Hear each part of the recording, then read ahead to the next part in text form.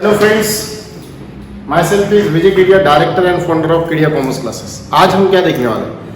आज हम नया टॉपिक देखने वाले हैं महाराष्ट्र स्टेट बोर्ड 11 सिलेबस कि 11 का जो सिलेबस है कॉमर्स का, उसमें महाराष्ट्र स्टेट बोर्ड में किस तरह से सिलेबस दे हुआ है स्पेशली फॉर कॉमर्स। ओके, तो आज हम स्टार्ट करने वाले पहला जो सब्जेक्ट है book keeping and accountancy. Book keeping and accountancy क्या होता है, लास्ट वीडियो में भी मैंने आपको बताया था कि बुक कीपिंग एंड अकाउंटेंसी का मतलब होता है एक बुक जिसमें हम हमारा अकाउंट यानी जो भी अकाउंट हम मेंटेन करते हैं उसको बुक कीपिंग एंड अकाउंटेंसी बोलते हैं। बुक का मतलब होता है किताब, कीप यानी संभाल के रखना, अकाउंटेंसी के दो वर्ड होते हैं लेखा कर्म। लेखा यानी लिखना, कर्म यानी कार्य। कौन सा कार्य? जो हम हमारे बिजनेस में कार्य कर रहे हैं, कर्म कर रहे हैं, वो कार्य को, वो फंक्शंस को एक बुक में रिकॉर्ड करना और वो रिकॉर्ड करे हुए बुक को प्रॉपरली संभाल के रखना, that is called book keeping and accountancy. ये सब्जेक्ट का मीनिंग है। अब ये सब्जेक्ट में हम देखने वाले हैं कि टॉपिक कौन से हैं, कौन कौन से चैप्टर हम पढ़ने वाले हैं और वो चैप्टर का मतलब क्या है। Okay, let us start first chapter. अगर आप देखोगे तो फर्स्ट जो चैप्टर है हमारा, फर्स्ट टॉपिक जो है वो है introduction of book keeping and accountancy. Introduction of book keeping and accountancy का मतलब क्या होता है?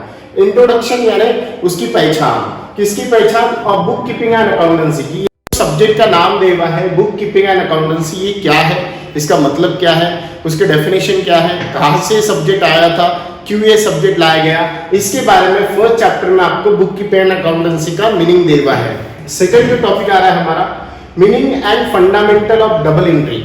मीनिंग का मतलब होता है अर्थ यानी उसका मतलब क्या है, and fundamentals of double entry of book keeping. Fundamental of double entry यानी कि उसमें किस तरह से डबल एंट्री करे जाती है, किस तरह से डबल एंट्री के रूल्स क्या है, डबल एंट्री का ओरिजिन कहां से हुआ, डबल एंट्री क्यों यूज की गई, what is the meaning of double entry, ये इसमें सब देवा है। डबल एंट्री के लिए कौन से रूल अप्लाई किए जाते हैं वो भी उसमें आपको देवा है। नेक्स्ट जो टॉपिक आता है हमारा जर्नल यानी डेली। जर्नल का मतलब होता है डेली ट्रांजैक्शंस। जर्नल का मतलब होता है डेली जो ट्रांजैक्शंस हम करते हैं उसको रिकॉर्ड करना, तो उसको जर्नल बोलते हैं। मराठी में इसको पंजी प्रविष्टिया या कीर्तन नोंदी भी बोले जाता है, बट इसका मतलब है जर्नल यानी जो भी आप डेली में रूटीन के जो भी आपके बिजनेस के, जैसा मॉर्निंग से आप बिजनेस अपना जो भी शॉप होगा उसको आप ओपन करते हो और इवनिंग तक आप उसमें अलग अलग टाइप के ट्रांजैक्शन करते हो, परचेस करना, सेल करना, ये सारे ट्रांजैक्शन को अगर आप जर्नल एंट्रीज में रिकॉर्ड करते हो यानी डेली आप रिकॉर्ड करते हैं कितने लोगों को कितने का माल सेल किया, कितने का माल आया, ये सब चीजें जहां हम रिकॉर्ड्स करते हैं, जिसको बेसिक या प्राइमरी रिकॉर्ड भी बोला जाता है, वो होता है जर्नल्स। इसको दूसरा नाम जर्नल एंट्री भी बोला जाता है। नेक्स्ट है लेजर।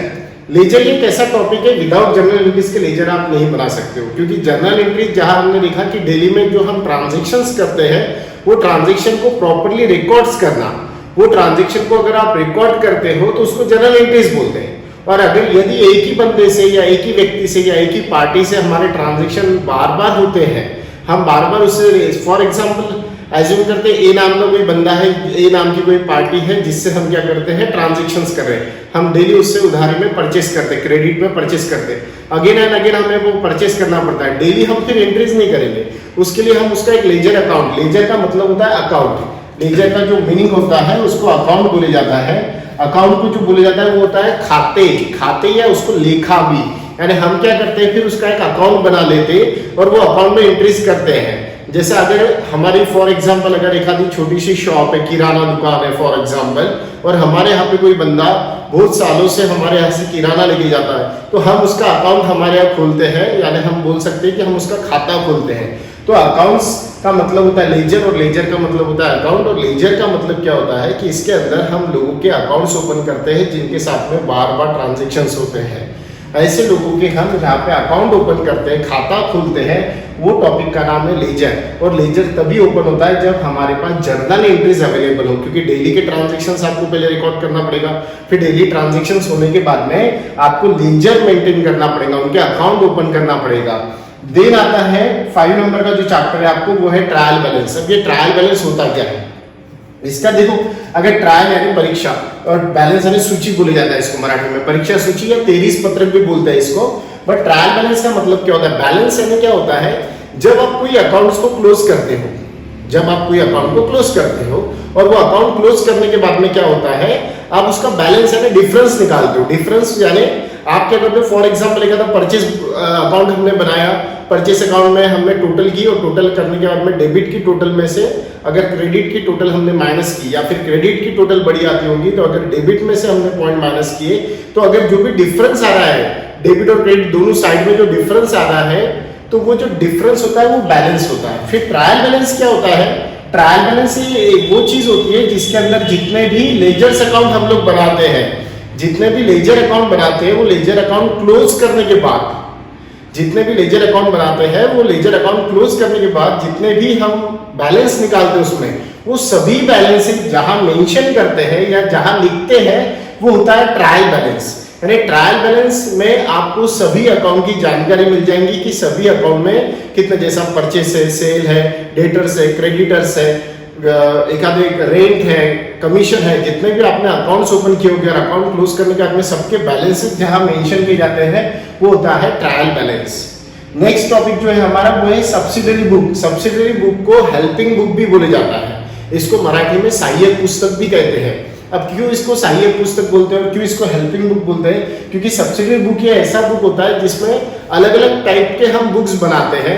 वैसे इसमें 5 बुक्स बनते हैं और 5 बुक्स में जैसा फर्स्ट बुक होता है कैश बुक, जिसमें सिर्फ कैश से रिलेटेड एंट्री आती है। बाद में जो होता है वो होता है परचेस बुक, जिसमें सिर्फ परचेस से रिलेटेड एंट्रीज हम मेंशन करते हैं। बाद में आता है परचेस रिटर्न, अगर आपने परचेस किया होगा और वो आपको रिटर्न करना होगा तो वो जो एंट्रीज होती है वो परचेस रिटर्न बुक में हम रिकॉर्ड करते हैं। नेक्स्ट है सेल बुक, अगर आप सेल करते हो तो वो जो भी एंट्रीज करोगे वो आप सेल बुक में करोगे। नेक्स्ट वन आता है सेल रिटर्न, अगर आपने किसी एक पार्टी को सेल किया होगा और उसने अगर वो गुड्स आपको कुछ ड्यू टू डैमेज वगैरह या कुछ प्रॉब्लम से रिटर्न किया होगा तो वो आप सेल रिटर्न बुक में लिखते हो।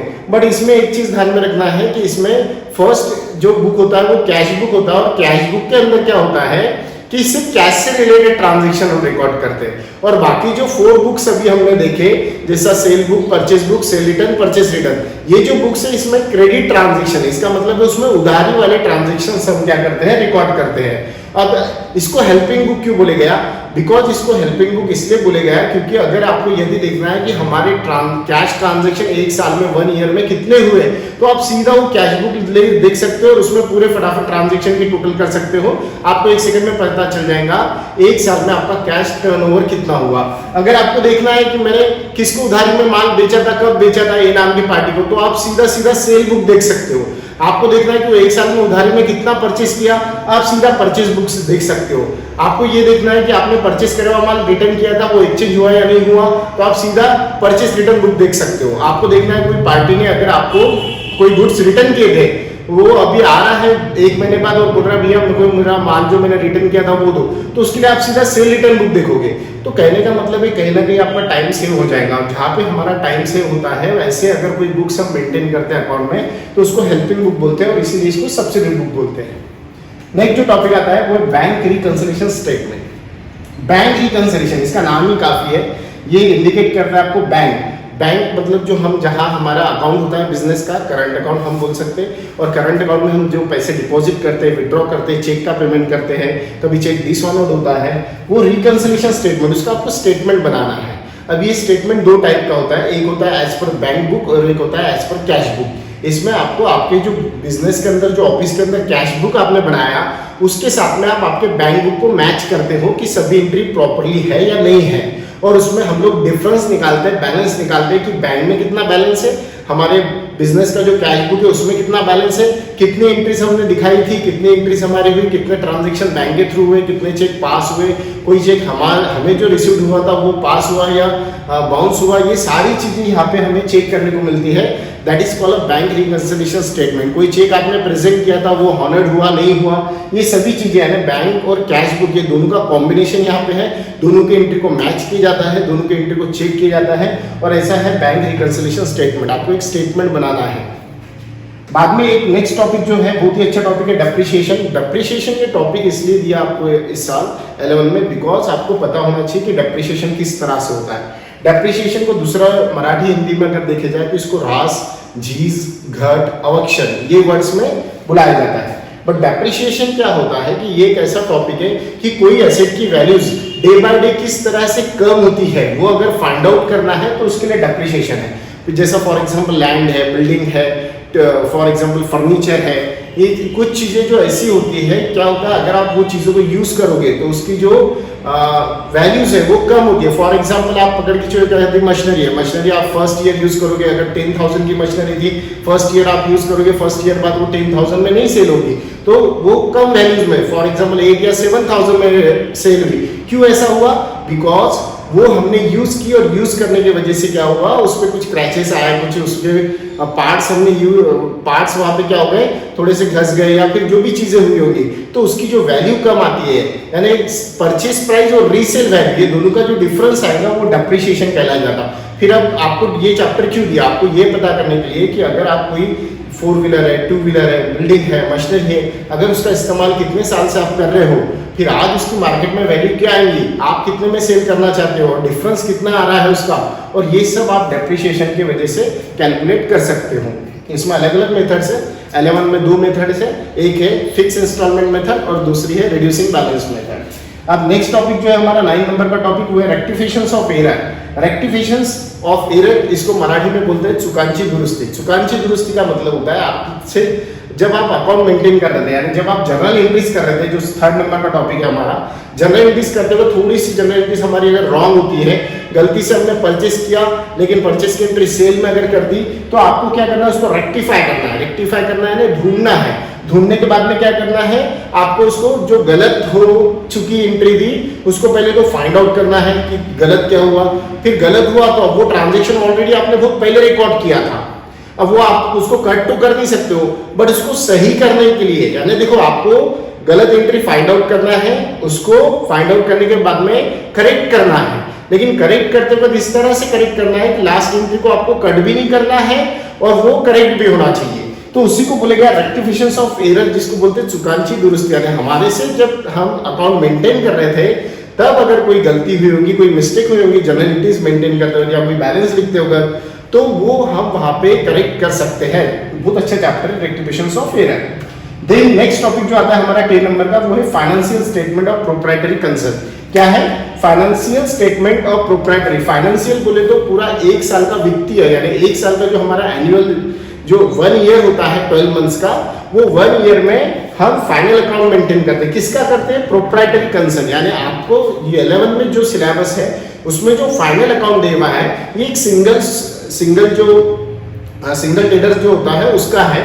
एक प्रोप्राइटरी कंसर्न जो बिजनेस चलाता है जहां पे 1 पर्सन सोल ट्रेडर होता है, ऐसे बंदे का फाइनल अकाउंट दे हुआ है कि वो बंदा किस तरह से फाइनल अकाउंट मेंटेन करता है। इसमें 3 अकाउंट बनते हैं, trading account, profit and loss account and balance sheet. ये इसलिए बनाया जाता है to know the position of our business, अपनी पोजीशन क्या है बिजनेस की ये फाइंड आउट करने के लिए, फिर ग्रोथ हुआ नहीं हुआ, लास्ट ईयर क्या था पोजीशन, आज की पोजीशन क्या है, 1 साल में हमने कितना प्रॉफिट कमाया, 1 साल के अंदर हमें कितना लॉस हुआ, कितनी लायबिलिटीज हमारी क्रिएट हुई, कितनी असेट क्रिएट हुई, ये सारी चीजें इन शॉर्ट आपको बता दूं कि हमारे बिजनेस की ग्रोथ पता करने के लिए, हमारे बिजनेस की लायबिलिटी असेट पता करने के लिए, 1 साल का प्रॉफिट पता करने के लिए सब में लास्ट जो अकाउंट बनाया जाता है that is called financial statement of proprietary concern. ये अकाउंट टोटली डिपेंड करता है ट्रायल बैलेंस पे, इसलिए आपको ट्रायल बैलेंस अच्छे से आना चाहिए, बिकॉज ट्रायल बैलेंस के सिवा आप फाइनल अकाउंट नहीं बना सकते हो। इसके लिए आपको ट्रायल बैलेंस देना होगा एग्जाम्पल में, और उसके ऊपर से आपको क्या बनाना होगा, financial statement of proprietary concern. Okay, next topic जो है 11 नंबर का सिंगल एंट्री सिस्टम है। ये पहले 12th में था टॉपिक, अभी महाराष्ट्र स्टेट बोर्ड ने क्या किया, ये टॉपिक को 12 से हटा दिया और ये टॉपिक अब 11 में दिया है, सिंगल एंट्री सिस्टम।